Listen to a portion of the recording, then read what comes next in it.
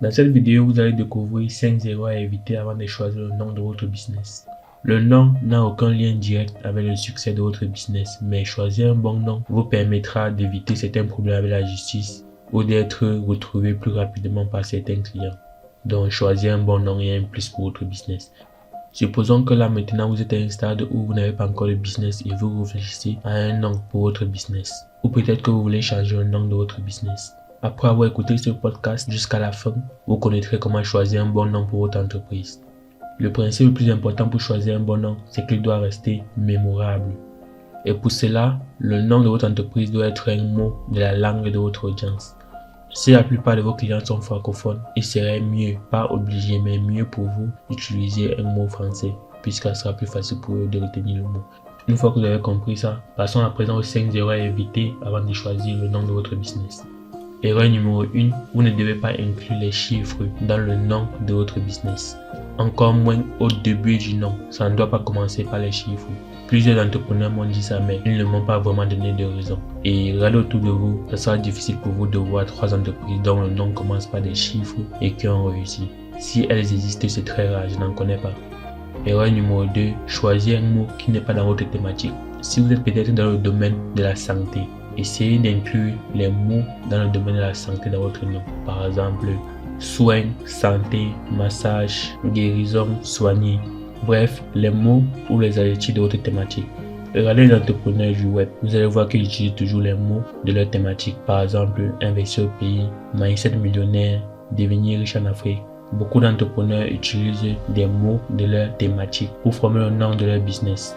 Et c'est logique, lorsque vous allez écrire un de ces mots sur Google ou sur YouTube ou sur Facebook, vous allez apparaître sur leur chaîne YouTube. Donc, ça peut être retrouvé plus facilement. Et si quelqu'un recherche comment investir en Afrique, il y a de fortes chances qu'il tombe sur une vidéo ou sur la chaîne YouTube de investir au pays. Dans investir au pays, il y a le mot investir. Dans l'expression comment investir en Afrique, il y a aussi le mot investir. Ça augmente dans les chances d'être retrouvé si quelqu'un fait des recherches dans votre domaine. Erreur numéro 3, utilisez un nom trop long. Plus votre nom d'entreprise est long, moins il y aura de personnes qui s'en souviennent. Utilisez le nom d'une autre marque. Vous devez faire des recherches sur Google, sur Facebook, sur YouTube pour essayer de voir s'il y a des personnes, des entreprises qui utilisent déjà le même nom que vous vous apprêtez à utiliser. Et si après vos recherches, vous constatez qu'il y a déjà d'autres entreprises qui utilisent le même nom que vous vous apprêtiez à utiliser, changez, utilisez un autre nom. Erreur numéro 5, oubliez de vérifier la signification du nom de votre entreprise dans d'autres langues. Des mots qui apportent à la sexualité, des mots qui font référence à la guerre, aux sectes, tous les mots qui concernent ces domaines négatifs, vous devez les éviter. Et plus tard, lorsque vous aurez percé, lorsque vous serez plus gros, vous serez connu pour utiliser maintenant le nom que vous voulez. Mettre un nom peut-être qui ne signifie rien, comme Nike, comme Adidas, ou peut-être utiliser votre propre nom. Lorsque vous êtes la personne, vous connaissez déjà, donc ça sera plus facile pour vous. Mais lorsque vous débutez, vous venez lancer votre business, appliquer ce que j'ai dit dans cette vidéo peut vous aider à aller plus vite, puisqu'il y a des personnes qui peuvent vous découvrir en recherchant des mots-clés de votre domaine sur internet. D'autres personnes peuvent tomber sur votre publication au hasard ou sur votre page Facebook ou votre chaîne YouTube et grâce au nom, ils comprennent immédiatement ce que vous faites. Si il a un mal de dents par exemple et voir que sur votre nom d'entreprise il y a le mot soin, il y a des chances qu'il s'arrête pour essayer d'en savoir plus sur vous.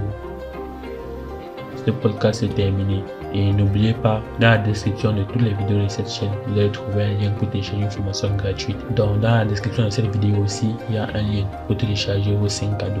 Si le business en ligne vous intéresse, si vous voulez lancer un business sur internet, ça pourra vous aider à débuter, c'est gratuit. Donc vous entrez votre adresse email et vous recevez la formation par email.